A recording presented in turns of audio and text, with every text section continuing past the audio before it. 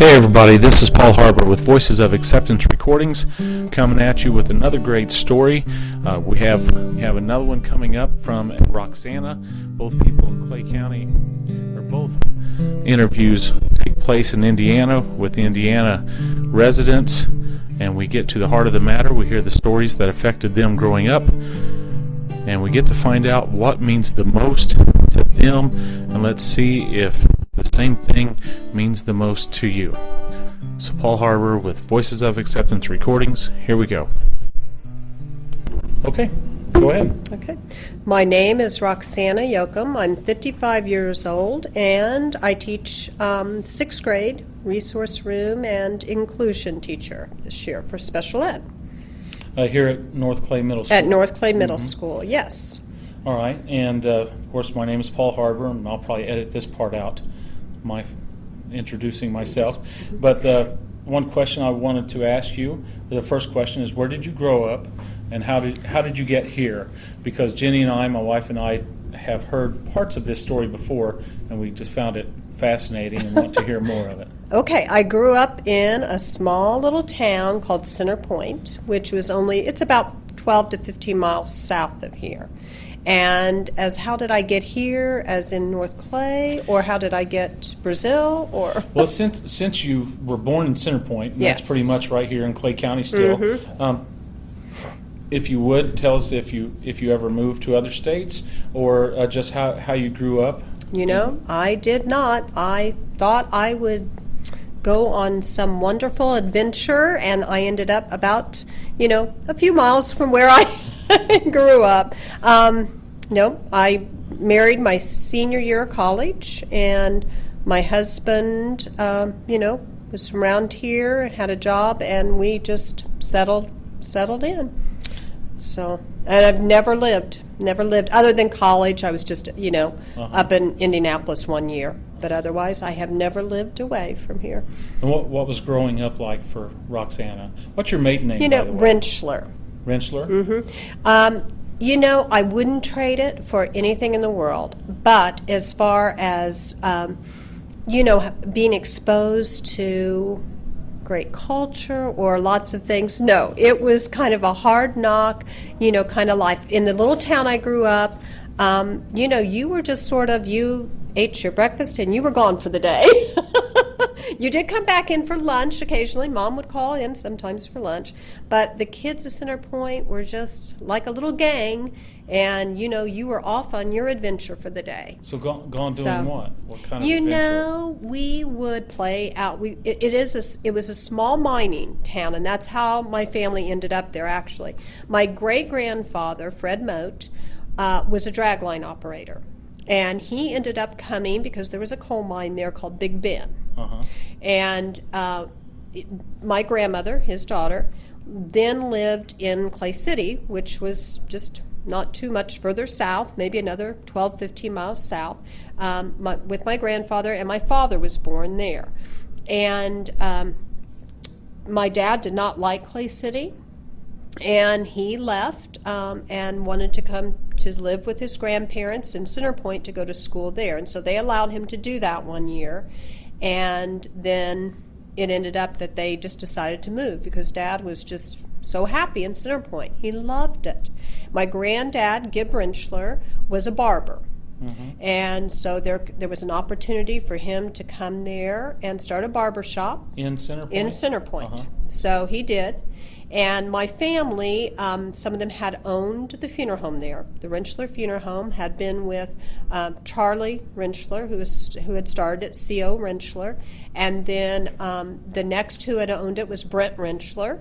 And then eventually it was sold to my dad.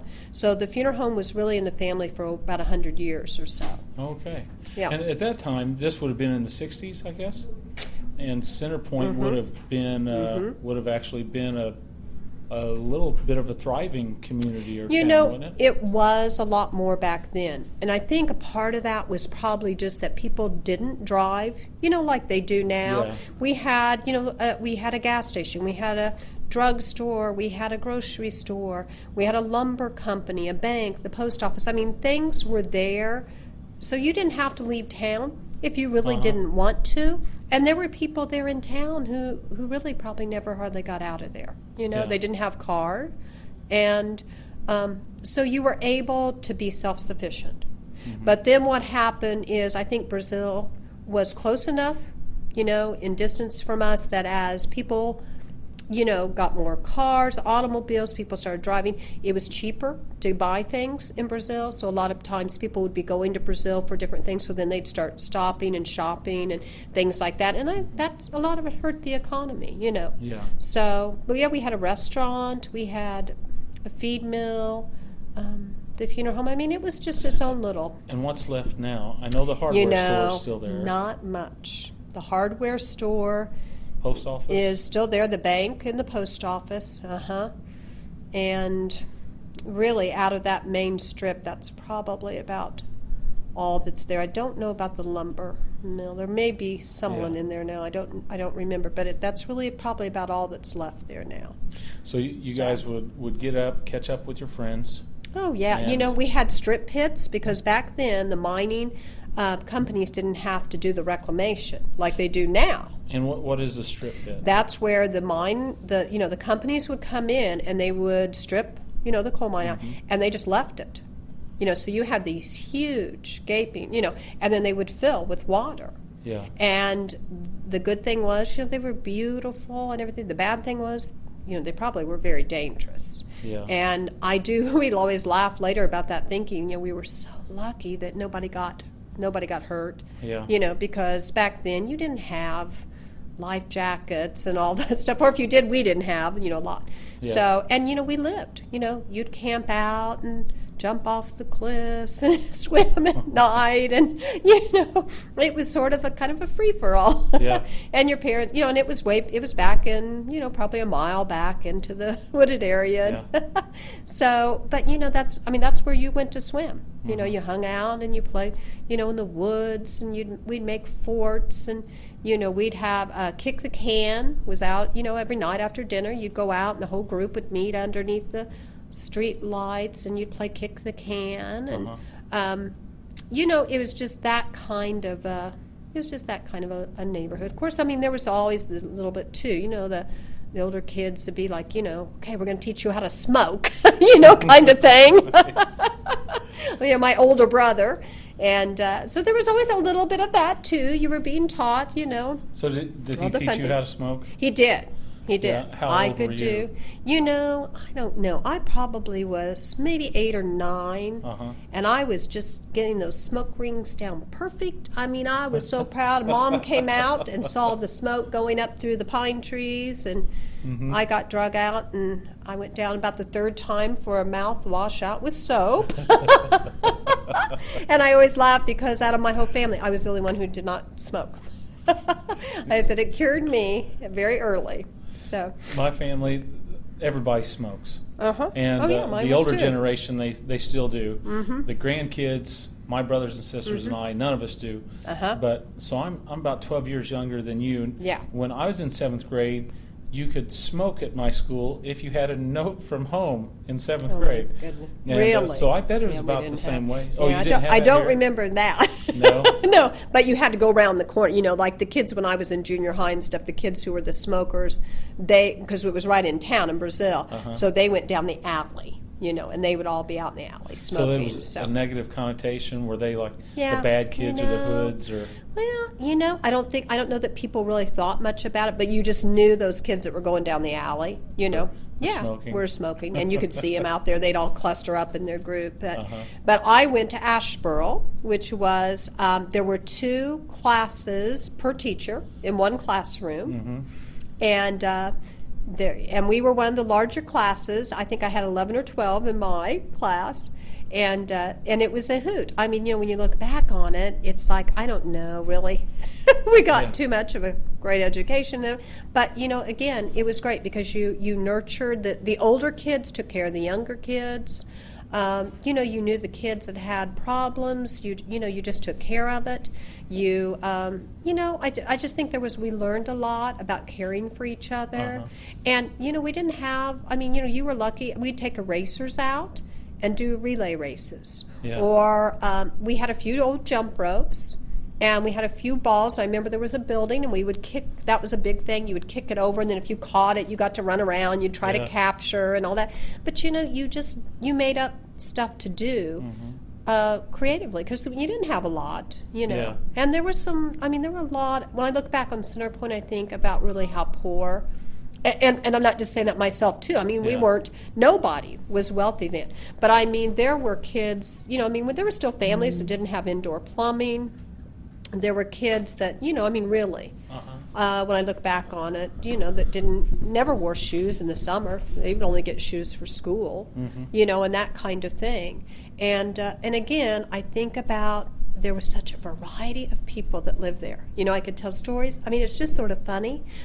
But they were just, good people. And you learn to accept people because I think there was such a variety, And you accepted that, their faults or whatever it was, their misgivings, and you went on, Yeah. So I think that growing up like that and really knowing your neighbor and the people and caring, I think that's I think it's something that maybe we're missing out on more now. Yeah.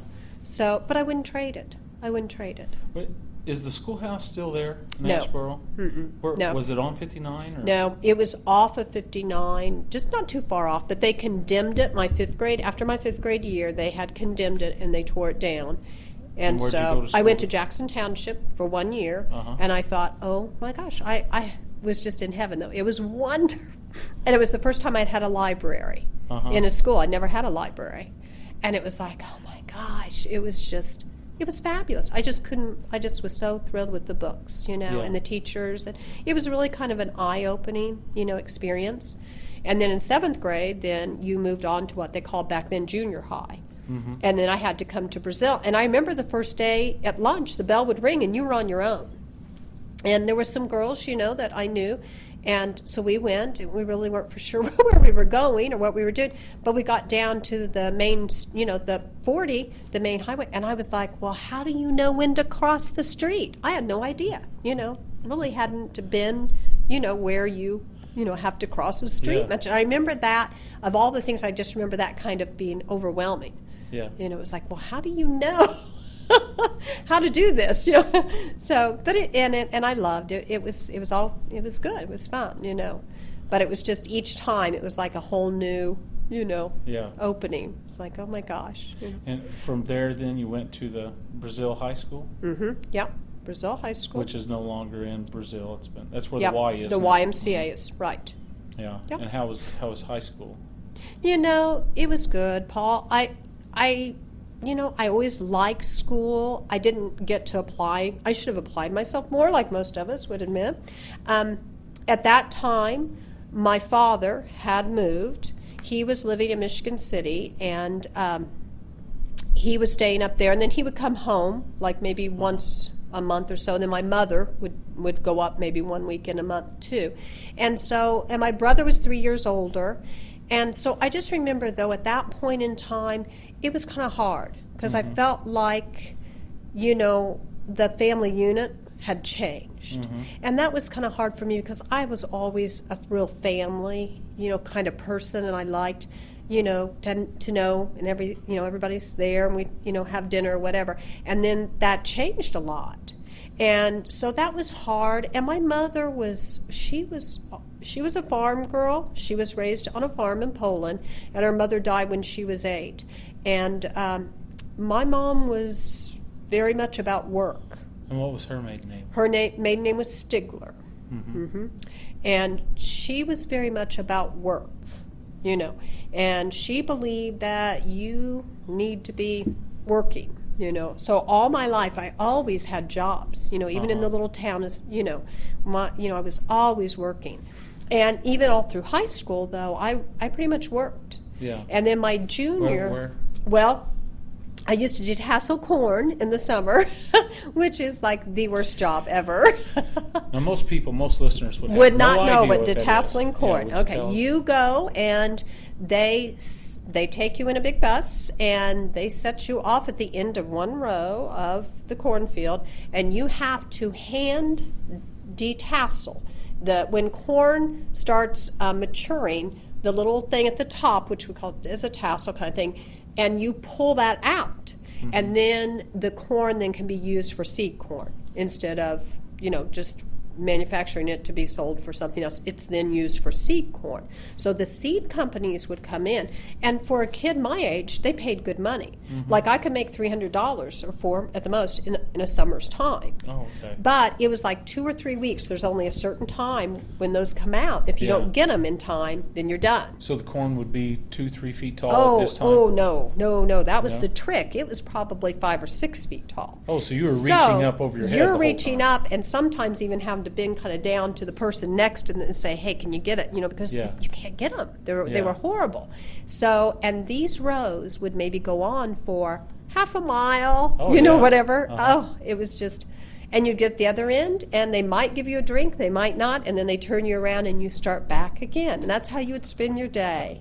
In the cold, wet, itchy, and then it would be blazing hot in the afternoons because you started at like 5 in the morning. You got up early. Yeah. And the afternoons, horrible. So you'd have to layer and wear flannel clothes, shirts and all this stuff, and then you just have to keep stripping off, and then you're wet, and it was just the piteous job ever. So anyway, and then though my junior and senior year in high school, I worked at the hospital, and I was the I don't know what they called, like the admittance person. I worked the 3 to 11 shift. So I was the only one in that office. So if you were to be admitted to the hospital, then you had to come into the front office, and I had to take all the information and type it all up. And then and get you ready to be admitted. And then I would send all the papers out.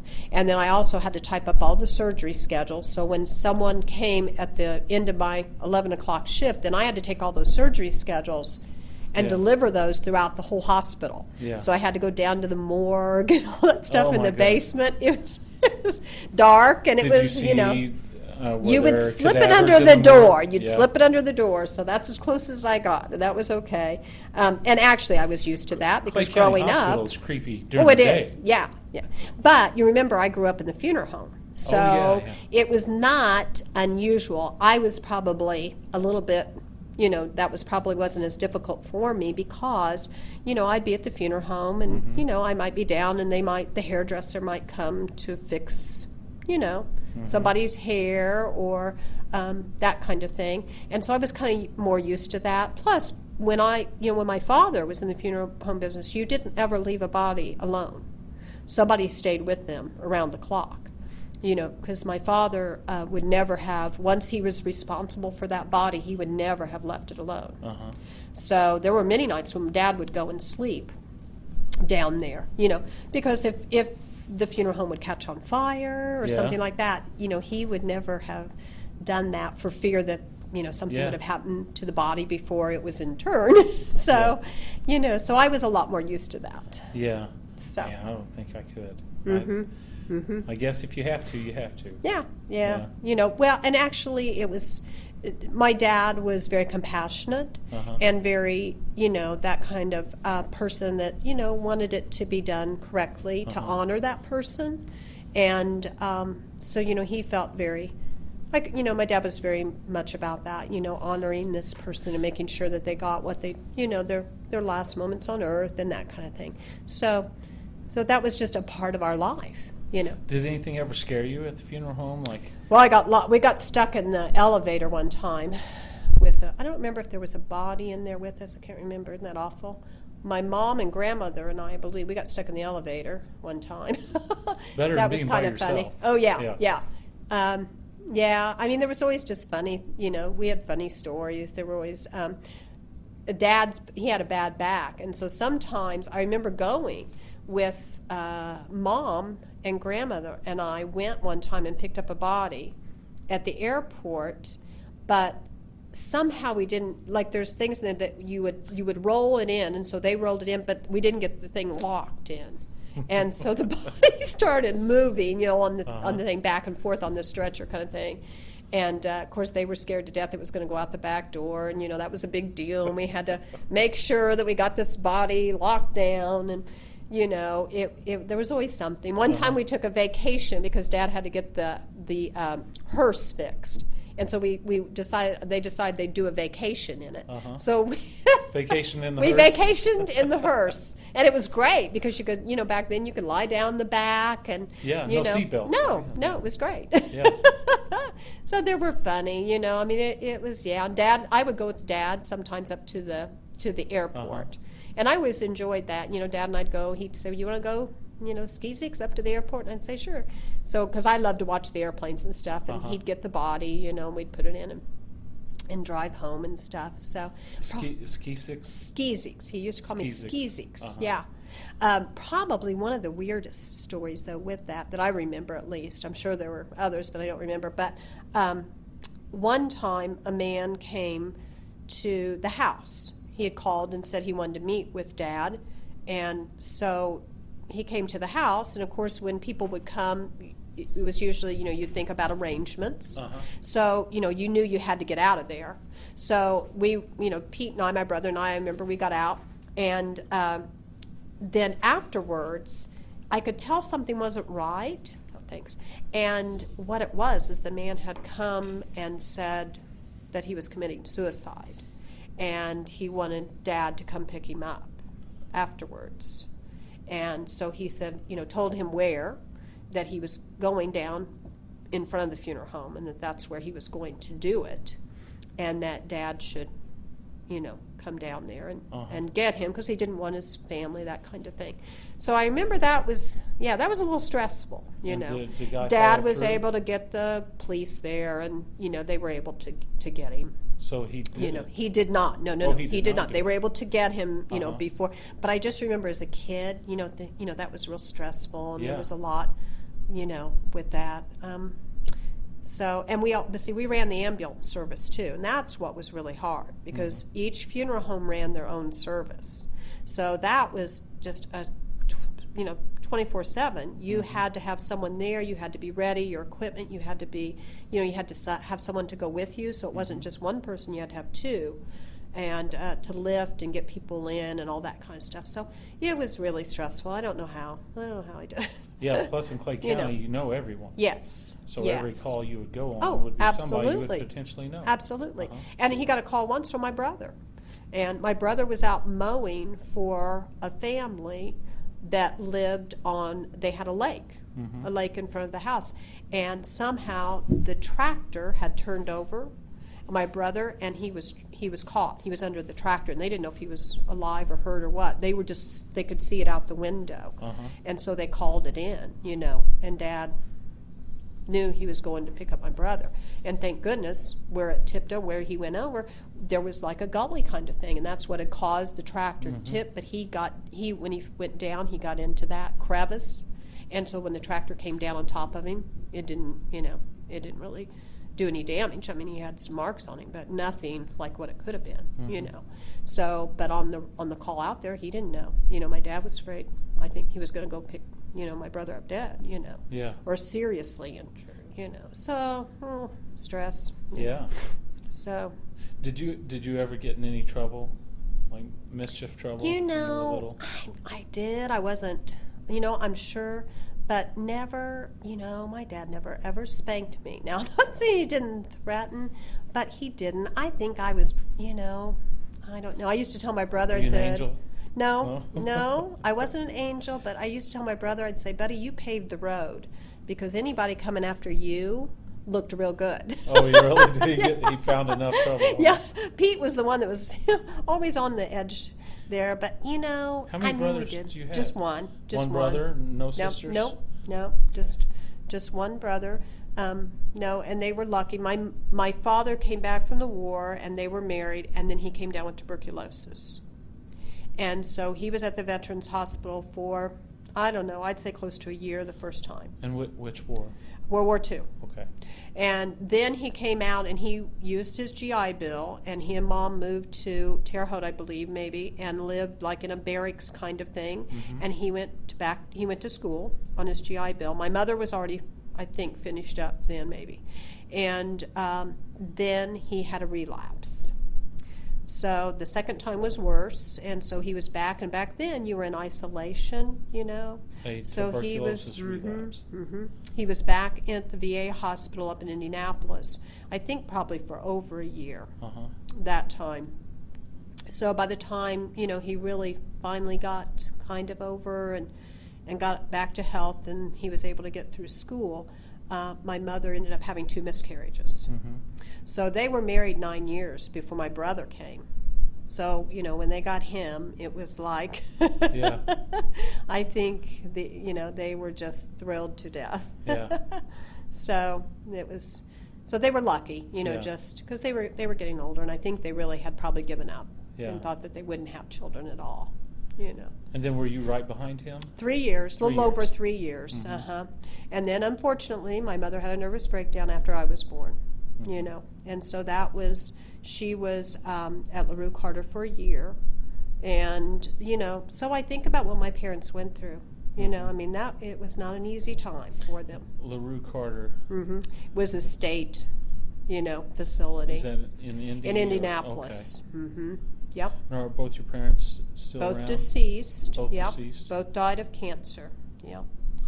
So, There's a big one in Clay County, it seems, isn't it? yes. Cancer. Yeah. And I wonder, because all the spill piles that we had around us, there was so much. See, they used to use it for dumps. Yeah. And Well, there's that big one at Centerpoint that's still Yeah. fenced off, isn't it? but I mean, right behind our house was an open field, and then the spill pile started right there. And the one that was, that we used for the dump for the city, I mean, people would just come and just dump anything in it. But I think, it was just right there. And they have to get in the well water. It and- did. It did. We were on well water. Yeah. So I have always thought that maybe, that might tie in some with the high occurrence of cancer around Centerpoint, because there's an awful lot of it. Yeah, there is an awful lot. Not just Clay County, but Centerpoint had a lot too. A lot. So that was kind of the life. Yeah.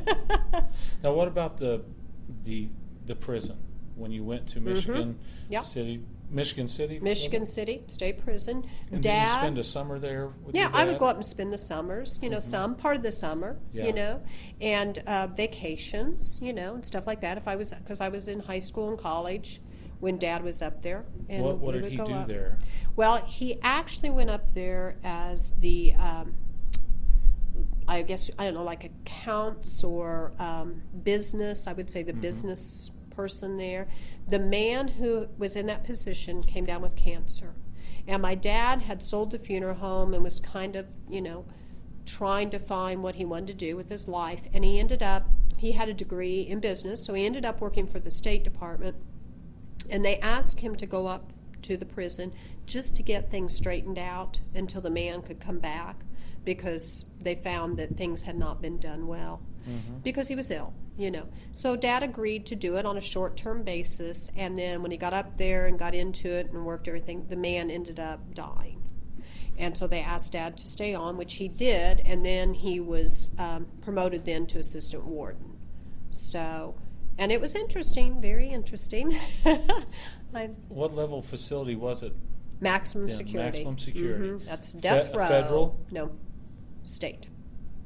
Michigan City State Prison. Yep, it's a state, and it's that's like I said, it was the only death. It's the only death row, I believe, state-wise in Indiana. Yeah. It used to be. So yeah, it is. It still is, I'm sure. So, it was just an interesting place. Yeah. I don't remember. You were telling Jenny and I something about being up there one time. And it would have been when I thought when you were in high school. Yep. And Yep. because we were talking high about school, a book, my Al college. Capone Does My Shirts, and we were talking about that, and you were talking Yep. about being up there, and maybe your dad had his own house there on the. The on houses up there, the our facility? house was right, we could look out our window and see death row. That's where our house was situated, but it was strange because all the houses that they offered to people, that lived there, were right there at, you just walked out your door and you walked into the front door of the prison, basically. And so the wall was around on the outside of our houses, too. So we were inside the wall. Okay. Huh. So, like, ours had the gate. We did have a gate right there that you could drive in, and then, but there was a tower, a guard tower right there. So, you had to come in through the guard Did you tower. ever have contact with any of the prisoners? I mean, were you that close? There were trustees that they had to work, around on the grounds. But they were always supervised because, of course, it was maximum security, Yeah. supposedly. And the only time I ever had problems was I was there for a college break, and it was downtime, so you knew what time the prisoners would go back in and be locked up. And it was during that time, and so I thought, well, I'll go sit out and study in the front of the house where they can't see you. And apparently one of the inmates said he had left a tool out, and the guard said, well, go back and get it. And so he headed back around and came around to the front of the house, and I was sitting there. Yeah. And I was pretty sure I was cooked. Yeah. But it wasn't too long. I think the guard realized he wasn't coming back, and so he came around the house then too. So he didn't actually leave a tool out. I don't know. He I don't just know if he wanted to did or not. wander around I a don't little know. bit. I don't know. I don't remember a tool. I think I was just so shocked, Yeah. because that was not the time that anyone was supposed to be out. So And what'd anyway. your dad say? The red phone rang, which was the prison phone, and Fred H. was on it, and I believe his words are, "What in the hell were you doing?" And I was like, "Dad, it was like this." Yeah. I was completely innocent. Yeah. Talk to you? No. It was a stare down. And he looked at me, and I looked at him, and it seemed like forever at the time, because my heart was just ka-thump. Yeah. But I'm sure it wasn't really that long. But I kept thinking he moved, like at one point, like he was coming more, closer to me. And it's, that panic feel of like knowing that I can't get in the door. I can't, is it time? Should I run? Should I head out Like a the other deer way in and the see if the headlights guards kinda. could see me, Yeah. And so, because I was up in front, kind of down, where the guards couldn't see me. The tower wouldn't have been able to see me. So So did the guy turn and go back, or did the no, the supervisor guard, come around? the guard came around, Mhm. and he got him. But it was not a good place. They had broken out at one point, not when my dad was there, but shortly before he had gotten there. And it was during the night, and they actually took the superintendent, his wife, and his children hostage, and put them in the car and drove them, and they had a shootout basically and shot the tires, and it was not good. And Yeah. thank goodness they were not injured. But, these men were desperate men. They're on death row, and they don't have a lot to lose. And so it was not a good thing, Yeah. And Dad was there when Steve and Judy, that was one of the first executions that was brought back to Indiana, because we hadn't done that for many years. And Dad was in charge of, I believe, getting the chair, ready, and he was in charge of the like the publicity type thing, dealing with the news people and that kind of thing. So, How do you think that affected him? I talked to Dad a little bit, because I was in college at that time, and my feeling was sort of like, Dad, are we any better? If we're killing these people, I don't, I'm not for sure. Dad, what do you think about that? And I always remember it, I've always thought about it, he said, Roxanna, there's some people that, you can't reform them. They will go back, and they will do, what they've done. And that's what this Steve and Judy had told him, Yeah. And he said, Dad's just said, I believe that everybody has to be responsible for their own actions in life, and there are consequences. And you have to, you've got to take your consequences. And so I don't think, I don't think it was something he wanted to do at all. I just think, Dad had been through World War II, not easy things in life. But I think that, he did have a deep-seated faith. I think that he believed that, you had to, what was just, and you had to follow through. And I think it helped probably somewhat. He did tell me, he sat down with him the night before, and talk with him, and he basically said, I'll go back out, and I'll end up doing what I've done before. Yeah. And I think in some ways that helped Dad to realize that this is probably, It was something that you necessary. have to do. Yeah. So, but I just can't imagine it's a hard thing, Yeah. to have to do. But I think when you think about the safety of other people, Yeah. and what so I don't know, I know he dealt with it in his own way. Yeah. But I think his faith, was what helped him to get through that, and to know that it was, he felt it was, what he needed to do. Mhm. So, I can see how it'd be tough. yeah. So you went from Centerpoint, going to school in Asheboro, Uh-huh. to where'd you go to junior high? Was that Brazil. at the Brazil High School? Uh-huh. So Brazil they were Junior High. together? There were two separate buildings. Where was Brazil They were a Junior High? block apart. It's kind of where the SOS is now. And that's still here. It is. Okay, yeah. Yeah. So there, and then on to Mhm. Brazil Yep. High School. And did you say you met your husband in college? No. I met my husband when I was 16 years old, Uh-huh. and he was out of high school, and no, Chuck went for like about 2 or 3 weeks, he said, was his stint in college. Yeah. He went on a scholarship to a junior college in Florida on baseball, Mhm. So, but, I didn't know him in high school. But Where did he play baseball? he played in high school, and then he got like a scholarship to go, Here in just a Brazil? junior. Part of the time he moved a lot, Uh-huh. and so they moved constantly. They never really owned a home. Yeah. His father was an alcoholic, and his mother died when he was 13 of breast cancer. And so he just really had it was a tough life, Uh-huh. And so he did part of it. He was in different places in Terre Haute, different places in Brazil. He always called Brazil home because that's where his family was really from. His dad was one of 9, and most all of them were still based back here, and his Yeah. grandparents were still here, and then his maternal grandmother was still here at that time too. And then they moved in Bloomington a lot. They lived in Ellettsville, Bloomington, and so he did part of his high school in Bloomington before he came back. But he did graduate, then he said, from Brazil. So, So- and how did you meet? He actually was seeing another girl. I didn't know him at the time. One of my best friends, I was going home to spend the night with her, and I was in drill team. And so her boyfriend, with Jim Guy, he was supposed to pick her up and take her home that night. And he came to pick her up with Chuck and his girlfriend. And I was just the tag along. I just got in the car because I was going to spend the night with Gina. So we dropped his girlfriend off at her house, and we went on because Gina lived out in the country, close between Centerpoint and Poland. And we went to I-70 to eat because it was kind of late at night by the time we got there. So that was the big hangout then.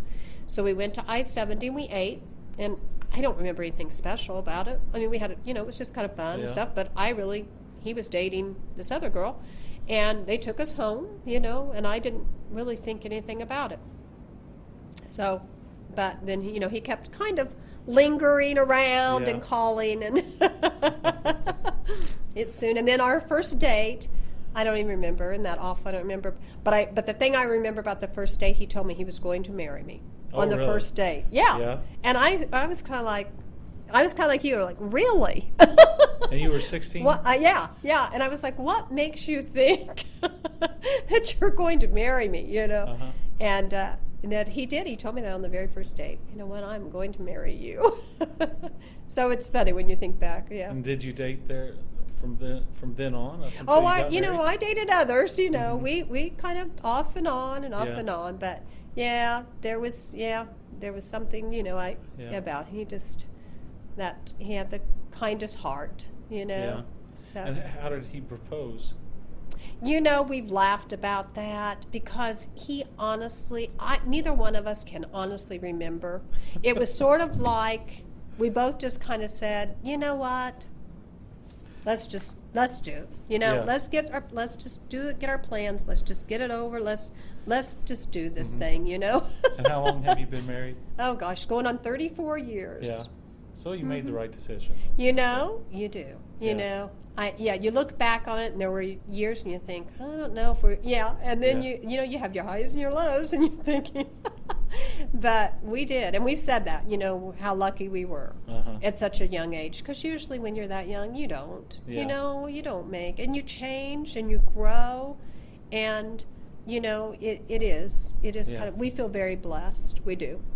We laugh, because we talk about how poor we were when we got married, and Chuck laughs. I have to tell you, because bless his heart. I mean, he came from such nothing. I mean, and not to a year or so ago, he looked at me and he said, "Do you know that I'm flying? I'm the only one." He was in charge of the corporate jet for Great Dane.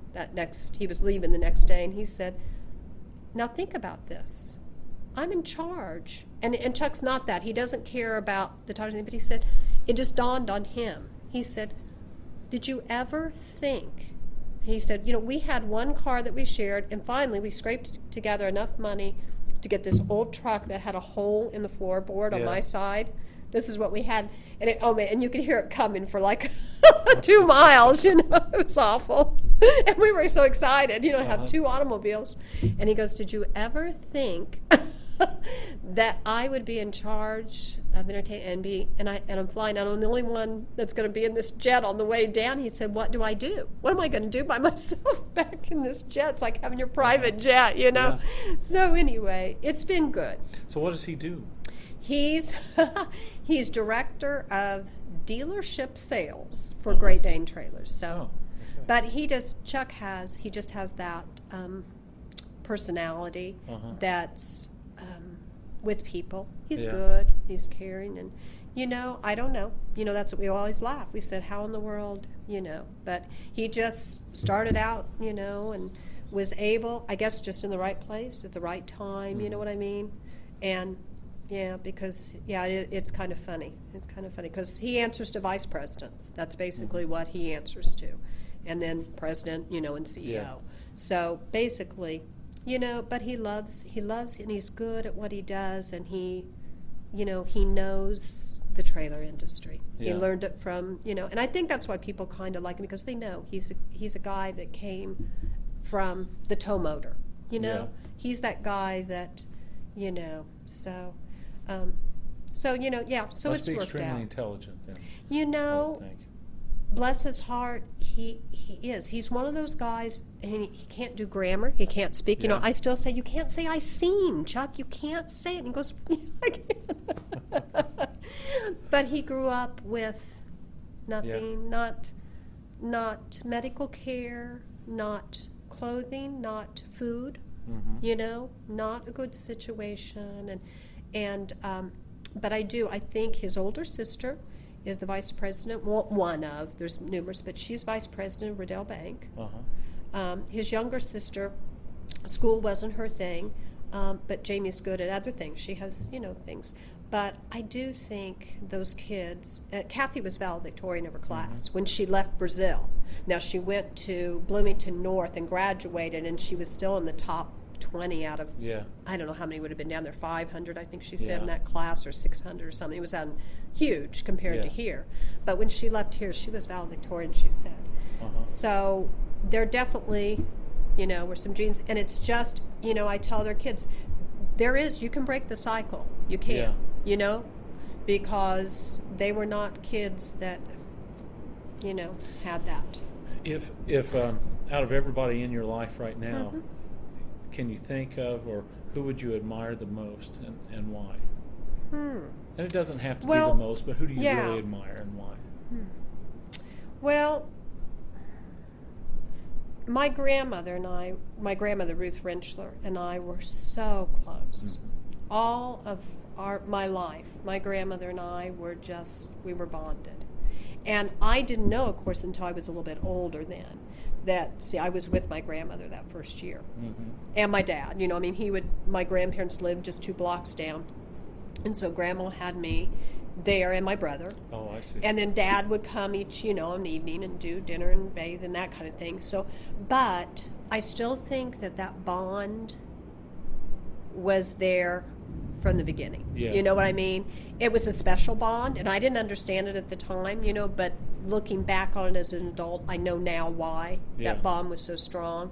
That Grandma she was that one who was there that first year, and my dad, So I was always very, very close, Uh-huh. And I admire Grandma because I think about how she raised 4 children, and they all went on. They're wonderful. They were just wonderful people and good and excelled. I mean, they just, my one uncle, Jim, was assistant to the president, Landini, at ISU.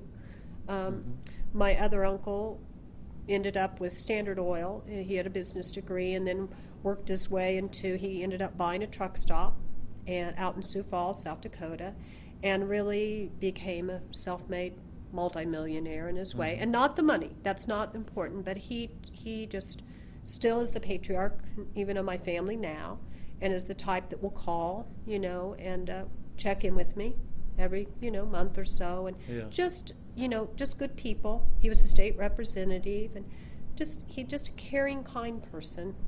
My aunt is just the same way, wonderful. Her husband went on to be vice president of the corporate division of Blue Cross Blue Shield, and they lived a good life. But they're all people who were grounded, who were successful at what they did, but they still always kept their roots to Centerpoint and care about the people, and people just care about people in general Yeah. and treated everybody, And I think my grandmother did such a good job of that. Plus, she, stepped in and with my brother and I. My grandfather died when he was 64, unexpectedly, went to have gallbladder surgery, came through the surgery, and boom, a day or two later died. They always thought it was a blood clot, probably. But I think my grandmother left, with no education, had never worked, just, had done laundry and kept the home and everything. And she went on and was a house mother at DePaul University and, just made a good life, was just always happy and could, go on and just say, okay, I've got to pick myself up and I've got to go on, Yeah. And then she had a knee injury and it turned into a horrible infection, a staph infection. She lost the use of her leg, but she never complained, could never drive again after that. But, Grandma never complained. She just made what she had and was happy with that. So I do admire it. And my dad, when I look back, I mean, he was just such a good, kind person. I remember he used to always do the cemetery. He kept the money, and would make sure, and he'd make sure it was mowed and all that. And they were always short on money. The cemetery always needed money. And a man came to the door one day, and he had his old overalls on, and one of them was safety pinned on the side, and he looked so, and he said, I want to give money for the cemetery because my wife, died, and I want to, she died last year, and I want to give Fred money to keep the cemetery up nice. Well, I just couldn't take the money from the man. I said, oh, thank you, but, we're good. Dad said, we're good, and, he's doing okay, this year. Maybe maybe some other time. I thought, oh, goodness, so I wasn't ever going to say anything to Dad about it. Well, the man ran into my dad downtown, and he tells my dad, well, I just stopped by and tried to give Roxanna money, but she wouldn't take it. She said, you guys are good on the cemetery. So Dad comes home and he says, so what's the deal? And I told him, I said, Dad, I couldn't do it. I just couldn't take the money from that man. And he said, and he kind of laughed about it, and he said, well, you're a lot like me, and he walked away. And I remember at his funeral, this old lady came up, and I don't even remember who she was. I don't know. And she told me the story, though, bless her heart, and it just stood out in my mind. She said, my husband died very young. He left that morning. I kissed him goodbye. He was killed in an automobile accident. And she said, I had 2 young boys, and I went to see Fred to get the arrangements. And I told him, I said, Fred, we've got insurance money, and I want the best. I want him to have the best of everything. And so she said, your dad said, whatever her name was, Thelma or whatever, he said, Thelma, I'll tell you what I want you to do, because this is what your husband would want. You buy the best vault, because that's what I believe in. but you don't buy the best casket. You take that money, what you would have spent, and you put that back in a college fund for the boys. And that money will grow over time, and that will make a difference for those boys to get to school. And she said, well, I said, no, Fred, I really want, I really want that casket. I want the best. He said, well, you go home and you think about it overnight. You talk it over. So she said she did, and she came back and she said, I thought about it, and I thought maybe Fred's right. Maybe I should do that. And she said, I did. And she said, I invested that money. Both my boys made it through college. And she said, I thought about that years later that Fred Rentschler could have made money off of that. He could have, that was his business. But she said, he gave me that advice when I needed it most and took care of me. And she said, I'll never forget, And I said, well, that's my dad. We'd be poor, but, it didn't matter. And that meant more to me, than making a lot of money kind of thing. So I notice that a lot of the people that you've talked about, and you keep going back to kindness, how kind they were. Yeah, and they were good And if it people. matters, that's what Jenny and I have always said about you here at school. That you just seem to be gosh. the kindest person That's so that nice. works here. But That's what I see in my family. They were Yeah. good, kind people, So would you just finish this sentence? This will be the last Okay. thing I'll ask you. A great person.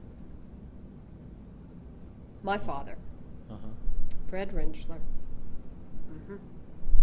Okay. Yep. All right. Well, I think we're done. Okay. Yay. Okay. Did I fail? No. Is there anything else you'd like to say? Or? No, nobody really wants to know about my life, Paul. But Oh, I bet they do. Oh gosh. Yeah. Let me hit pause. Oh my gosh. Or pause then. But that was another whole story. Okay. We're still. My mother's father, David Stigler, lived in a log cabin on Eel River by Poland, and there were 5 kids on my mom's side. And like I said, my mother's mother died when she was 8, and she was loved by her school teacher when she went to like 1st or 2nd grade, and they decided they wanted to adopt her. And she loved to go there. She had her own room. She had store-bought dresses. They owned Cotman's store there, which was like the biggest thing in Poland. In Poland. And so they came to the house, and she told me this. She said it was the best day of her life. She sat on the steps and listened into the parlor, because they went into the parlor there. And they asked my granddad if they could adopt her. And she said, I sat there worried sick, because she said I didn't want to leave my sisters. She had 2 older sisters and 2 older brothers, but she and her sisters were they were each like 2 and 3 years apart. And she said, Grandpa said, no, I promised Anna that I would keep those girls together, and I'm going to do it. And she said that was one of the best days of her life, Because she wasn't adopted. Yeah, because she got to stay there, Yeah. with her sisters, and and it was just an interesting life, Bless her heart, it wasn't easy, and but she was always so happy, and she and her sisters were all of their lives. They were just so close. I can't even think of anything positive or negative in my mother's life that her sisters weren't there for her, So it was wonderful, and I always told her that, because I didn't have a sister, and I'd say, Mom, you don't know how lucky you were, and she'd say, yeah, I know that. They traveled together. They they raised kids. We really were a close-knit group. So the summers were spent with my cousins over at Grandpa's, which was just mayhem. It was the river, and building the dams in the river, and fishing, and Granddad just and then they would leave us sometimes. I mean, we were there with Grandpa, and it was like you just slept and wherever. And Grandpa was all about work too. Yeah. And I mean, you got up in the morning and you got a bowl, and you had to go out and pick so many berries before you could come back. And there were horses. Yeah. And you just got on the horse and you were out for the day. And I remember getting bucked off one time, and I landed really hard, and I went in and cried. I remember crying, and Grandpa put me on his knee. And Grandpa was probably 75, 80 years old when I was born. Yeah. You know, so, and I always remember this. He said, I was kind of boo-hooing, and he said, well, I'm going to tell you something. You won't amount to a damn till you get back on and go again. And I said, the thing I learned from that, I did. I went back out, got on it, did my thing, and got off. And I said, the thing I always learned was, you don't go to Grandpa and cry. So my cousin, Dan Weber, had lost an election. He was running. He's a lawyer, and he had run for judge, and he lost the election. And I wrote him the letter that day, and I told him, I said, I'm going to tell you what Grandpa told me. Yeah. You know, and he laughed about it too. He said, I remember Grandpa telling me that a few times too. Yeah. But Grandpa was just, he was an interesting guy too. And like I said, there was always an adventure. Where was his cabin? Which town was it closest to? Well, it was right off of, if you go on 42, have you been on 42 to Poland? Yeah. The last turn that you take before you go across the bridge, Right. there you can go straight there. Instead of turning and winding, there's a little gravel road. And if you go on that gravel road, just right there, there's a house on the right, and then after that house, there's just kind of wooded and all that, and we own that. And then down around the corner was where my granddad's cabin was. And So it's not there anymore. the cabin's not there, and the last time I was by there, he had built an old vegetable stand, and we used to sell vegetables because all the people would come out for the Boy Scout camp, and they had to go by Grandpa's cabin. They had So to it's down turn. the same road where the Yeah, Boy Scout camp yeah. is? You Okay, have I to know go. where you're talking about. You had to go by Grandpa's to get to the Boy Scout camp, and so we would sell vegetables at the stand there. Yeah. You know. So, but it was interesting, and some that we laughed because one of the things we used to do, Grandpa had an old Studebaker, and he would, like, once a week, if you were lucky, you got to go to town with him To Poland. to Poland, and Which is probably 3 miles from there, isn't it? Yeah, So it's not too far. But it was a big deal, you know, Yeah. because I'd been eating collard greens and, you know, turnips out of the garden for quite a few days, and so it was like if you were good, then you got an ice cream cone too. That was the big thing. So, but on the way over there, we'd all had to ride, of course, in the back because there was, you know, maybe 8 or 10 of us, you know, at any one time. So Grandpa had a board. You'd put a board between the two hubs, and you'd sit on the board then. But the big thing was they got into where you were challenged, and you had to jump off of the back end of the truck, and you had to run and catch back up, and then they would pull you in. So Grandpa never knew what was going on back there, you know. And I was always scared because I was the youngest, you know.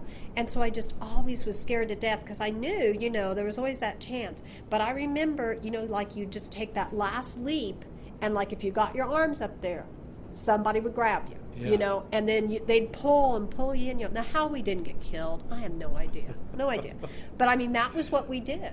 You know, and it's hilly. You know, so usually I'd kind of time it so I'd be on an uphill, so it would be going a little slower.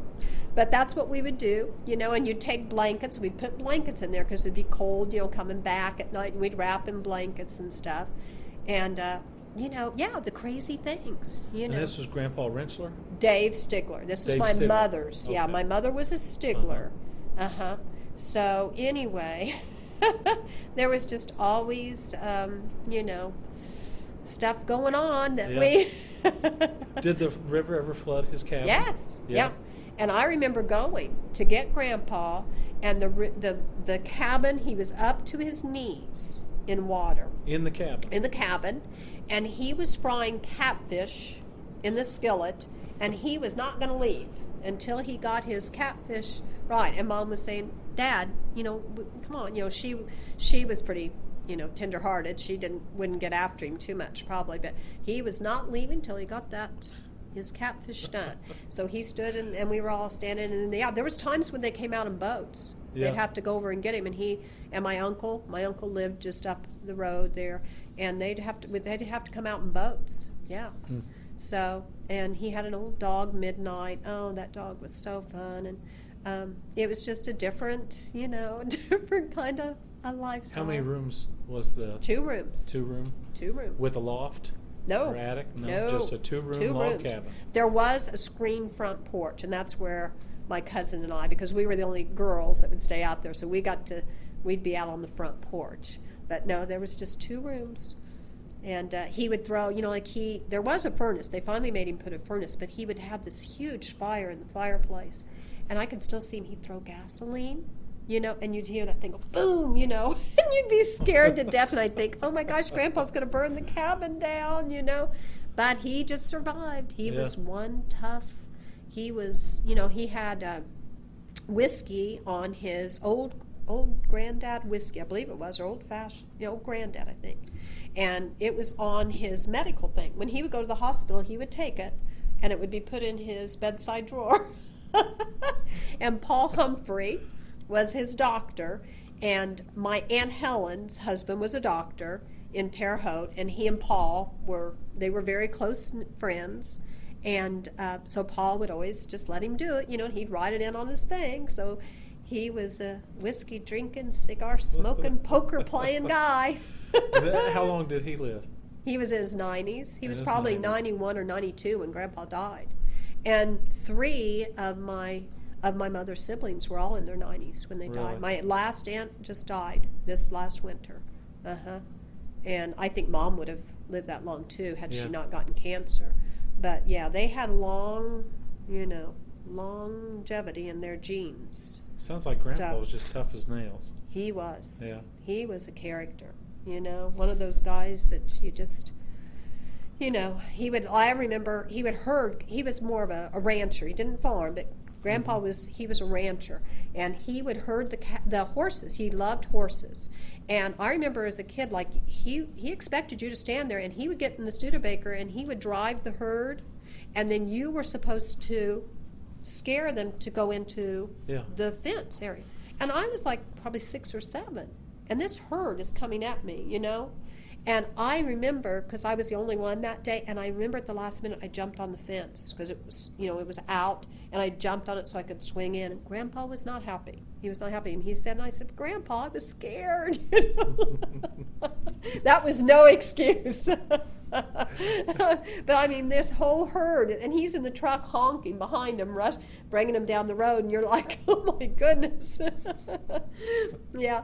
I can see how that'd be scary. It was a little scary. It was a little scary, So, but like I said, Grandpa was, he was just he was kind of a hard-working kind of guy, So, but it was interesting, he had an interesting life too. Yeah. He always told the story. He got on a train and decided he was a hobo on the train for a while. He decided he was getting out of there, and he said he made it to Effingham, Illinois. And he wrote about it in the thing, and he said, here I am in Effingham, and no one seems to give a damn. And he turned around and got on the next train to go back home. Come back. And he said, you'll never amount to a damn until you've been homesick. What was it? Homesick, heartbroken, and something else. Maybe unhealthy. But he said, yeah, you'll never amount to a damn in life until you've been those things. And he said, I was there. So you've been homesick, heartbroken, and maybe, I don't remember what else. Hungry, homesick, and heartbroken. I think that was it. Yeah. You'll never amount to a damn until you've been there. So Grandpa was kind of, he was a character. And he would say, I just put on my hat, and he said, I just move up my scale of dignity. He said, I can go in and be with the top one, or he said, I can just lower it, and I can go in and have just as good a time with with anyone, and he could. Like I said, I believe the Irish blood flowed a little bit in Grandpa Dave. And he had an old violin, and he'd play the violin. Yeah. Just played a few songs on it, but Mom's side they were a party group, and they liked to have a good time. Mm-hmm. So they were interesting. They were good people, really good people. Yeah. Did he have electricity in his cabin? He did. Mm-hmm. He did. But now when Mom was growing up, they had the boys, her brothers, did a generator. And so they would have to go down at night. They would turn it for like an hour or so to generate, Mom would talk about that, and then Yeah. they'd have it for maybe an hour or so, but then that was it. So They would turn the generator for an hour. that way you had to get everything done, Oh, so So- it would power the house only Must while have. they were turning it. Yeah, Uh-huh. yeah. So they would do it like for about an hour, and then you had to get everything done, in Yeah. that time. So, but they talk about it. And my brother and I still own the farm, Mm-hmm. where Mom grew up, and so, but the house is no longer there. There's Yeah. just a barn there. So, yeah, but they're all like I said, my last aunt just passed away. So in January of this Uh-huh. year. So the last one. I still have one uncle by marriage, and he's 97. He's still alive. Yeah. So amazing, really Yeah, is. it is. Uh-huh. They were fun. So it was an interesting life, Paul. Yeah, sounds like it. Sounds like Survival of the fittest is what I used to call it. Yeah. So, Has anybody ever recorded these stories? probably not, Paul. No. We recorded Grandpa one time. Mom did something, and I remember I had an old tape recorder, and I did record Grandpa. And I'm hoping I can find that tape somewhere, because back then, how you did the little tab on it, Uh-huh. and I popped out the tab, so that was supposed to make it so that it would be Couldn't permanent. be recorded over. No, yeah. I'm hoping, Yeah. because I did find some letters and some notes, from Grandpa at different times, which is good. Yeah. I mean, it's fun because, like I said, Grandpa was 75, 80 before I was ever born. Mhm. I was the last of like 14, 15 grandkids. Yeah. So my older cousins were like 30 years older, some Mhm. of them, because my mother's oldest brother was 20 years. There was 20-year gap. My mother was the youngest, of course, and then my grandmother, she was 8. My grandmother died pregnant again, so. But, and then it was the same thing. She died pregnant? Well, she died old of was she? complications Uh-huh. from pregnancy. And how old was she then? She know. would have had to been in her 40s. Yeah. I mean, I would think. Was it during childbirth or? Well, that's what my mother always thought. Uh-huh. But my mother remembered, my mom, I think it was such a shock to Mom Uh-huh. that I don't think I think there were things that she just Kind of blocked couldn't. Yeah, Mhm. but they carried my grandmother out, and she said she was on the stretcher. And they stopped because she wanted to say goodbye, And, of course, they didn't tell them that at the time, but Mom said even then she knew. She knew her mom was not coming back. And when she stopped at Mom, she said, "Now, Roxy, you mind Catherine, and she'll always take care of you." That was her older sister. And she said that's what she told me, But it made me know that when she said that, Grandpa said, I promised Anna I would never separate the girls, that my grandmother had talked to him about that, and she knew, she knew she was dying, and she didn't want the girls, because they were the 3 youngest. The boys were older. Yeah. And that she didn't want them separated. So, and that's where my name comes from. My mother's name was Roxy, Uh-huh. and my grandmother was Anna. And so Oh. that's how I got my name. Yeah. Uh-huh. So anyway, but I know that affected my mom, Yeah. It did, all her life. And I know it did. And but the only thing I always laugh about, my mom was, she was really short, and she battled weight all her life. My mom was, she was just a big bone woman. And she had to walk about a mile or 2 to get on the bus. So they sent her to school when she was 6 or whatever, and she walked. Well, on the way to school, she ate all of her lunch because she's hungry. So she got to school and she cried because she knew she was going to have no lunch to eat. She'd already eaten it. So after about the 3rd day, they hadn't figured it out. They sent her home with a note saying, "Roxy's not mature enough to stay at school. Please keep her home." So she got to stay home another year. And she always laughed about that because she said, "I got to stay home with my mom Yeah. all by myself because she was the youngest, Yeah. So that's really kind of like it was meant to be, Yeah. But I could see that with Mom because, yeah, she had eaten her food and she was in despair because there was no more food for lunch. So, although I'm sure the sisters were probably, Aunt Helen and Aunt Kathy were probably over there making sure, what's wrong with Roxy? So she was, yeah. So that was important, I think. Yeah. That was a good time, that she got to spend that with her. But other than that, Mom just doesn't, she would never say anything. I would ask, what was Grandma like? And what, and the only thing that anyone would ever say was that she was such a good person. The only thing I've heard, she was such a hard worker, and she was a kind person, and that's really all Mom has ever told me too. So I just don't think but I'd say, well, what did you do? Well, nothing. We just worked, And I think that's all they did. Yeah. So then when Mom was growing up, Grandpa would, he would expect the girls, they would, for the thrashers, they would cook for the thrashers, and they would have these huge, they would have to produce huge meals, Yeah. And the girls were like that all their lives, though. They were the best hostesses, they always were such good hostess and cooked and did things for the family. But I think that's why, they had to do that. So, and they, like I said, they took care of each other. Yeah. It was kind of interesting. So, yeah, in many ways it was a blessing, Yeah. For them. So, but it wasn't easy. They had a hard life, I think. Yeah. But, so anything else you want to know, Paul? No, I don't think so, unless there's something else you Okay. want to include. Yeah, I'm sure there are many other stories, but Well, if there are ever more,